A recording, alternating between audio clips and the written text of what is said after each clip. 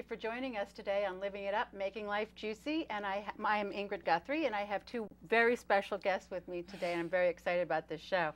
This is Anna-Sara Fire, and this is Rik Fire. Hi. They're married, and and they have a wonderful healing center, which I've been to, and it's called the Village of Radikal Healing. That's right. Okay. So tell us about some of the things that you do there. We do a lot of stuff. Our main focus is radical healing, which will be changing people's lives for the better, and changing it in ways they might not have expected before. So, and we have many modalities for that. So, and Rik is a therapist. He's a social worker. Yeah, one of the modalities that we work with, myself specifically, as Anna-Sara said, I'm a licensed clinical social worker and a licensed independent social worker. And one of the modalities that we offer at the Village of Radikal Healing is individual, couples, family, and group therapy for folks who are looking for more traditional talk therapy. And oftentimes we have clients that are coming for one modality initially, and then we offer them other ways on their healing journey that might be helpful. So another one of those ways is through yoga. And I'm a yoga teacher. Nice. So, what kind of yoga do you teach? I do vinyasa flow yoga, and I'm also a hospital chaplain. So I see my yoga practice, like Rik said, we have a client that we share. So people come to Rik for doing the talk part of their healing work, and then they come to me to do the physical, the mind, body, and spirit part of the healing work. Beautiful. And I am also a hospital chaplain, so I do see it as yoga, spiritual healing. And we are, like Rik said, we think it's very important to do the whole mind, body, and spirit. So people come to Rik for therapy, then come to me for yoga, and then we also do energy work and shamanic healing work, and that we usually do together. So if Rik does the talk therapy and I do the yoga therapy, we do the energy work and the shamanic work together. Yeah, we both. Additionally, the credentials we share, I'm not a yoga instructor, she's not a therapist, but we both are ordained interfaith ministers, and we're both advanced certified shamanic practitioners. So those are the credentials we share, and it's usually in those modalities. While we do each have some of our own clients, we oftentimes will work together with clients or couples or families in those other modalities. I didn't even know that there was a certification for shamanism. Yes. Yes. Shamanic healing. Yes. Right, I gotta say it right. Yeah, I know. It's so, okay. Now, what kind of modalities do you use in the shaman side of things? Sure. The shaman side of things are many different modalities. Shamanic healing, to begin with, would be maybe considered energy healing for those who feel very like they haven't heard the word, and there is different modalities under the word shamanism or shamanic healing, and when someone comes to us, we first do maybe you can describe it. We do a shamanic. We go in a journey for the person and see what they need. Wow. So one of us drums and the other person go in and journey, and then we go into get assistance on what this person need on their healing path. And there's different things they could need soul retrieval, or they could need depossession. This is the big words that kind of is sometimes charged for people. They could need an extraction. Now, what's an extraction? I think soul. How would somebody know that they need a soul retrieval? Sure. The way the process works, because I know we're throwing out these big words that a lot of folks have not heard of, and processes that a lot of folks have not heard of. So what would happen is a client would present with whatever the presenting issue is. They're having anxiety, they're having depression, they're having relationship conflict, they're having substance abuse, they have a history of trauma. So it could be any presenting issue. A client doesn't have to have any idea of what shamanic technique they need or have ever heard of shamanic modalities. We have many people who come to us who never heard about it, but they're willing to try it because they're in a space in their life where they feel like, I need something. Right, right. And what we do with clients initially is called diagnostic work. And we do that one of two ways. One of the things that Anna-Sara mentioned was a journey. And what a journey means in shamanic terms is us as the practitioners going into a light, trance-like, or meditative, for spiritual folks, they might consider it a prayerful state of being. And the belief is that we are able to access other realms and find out from the spiritual realm what type of healing is needed.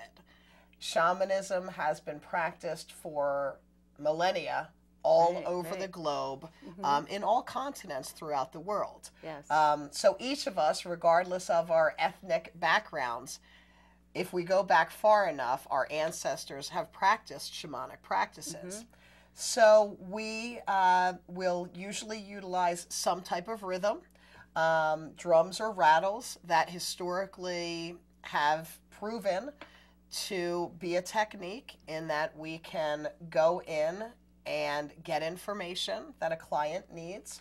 We also will do an energy or aura scan. The aura is that space just outside your physical body. Folks who aren't familiar with this language or these ideas, what I usually say is, when somebody walks in the room and you feel something, or you can feel someone start to get into your personal space, that's generally them getting near your auric field. And we also are Reiki practitioners, which is a energetic system that originated in Japan.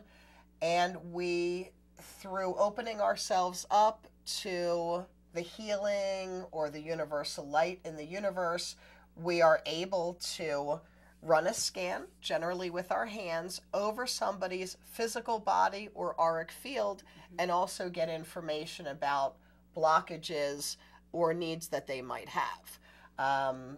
We don't use the word psychic to describe ourselves.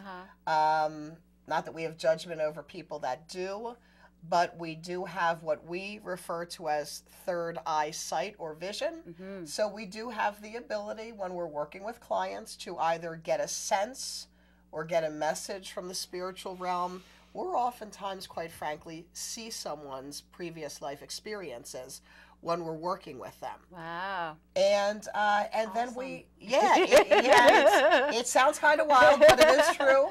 I love it. And so we then go in the journey and we ask our allies or ancestors or spiritual helpers, guides, angels of that we work with and that might be overseeing our clients, what they might need.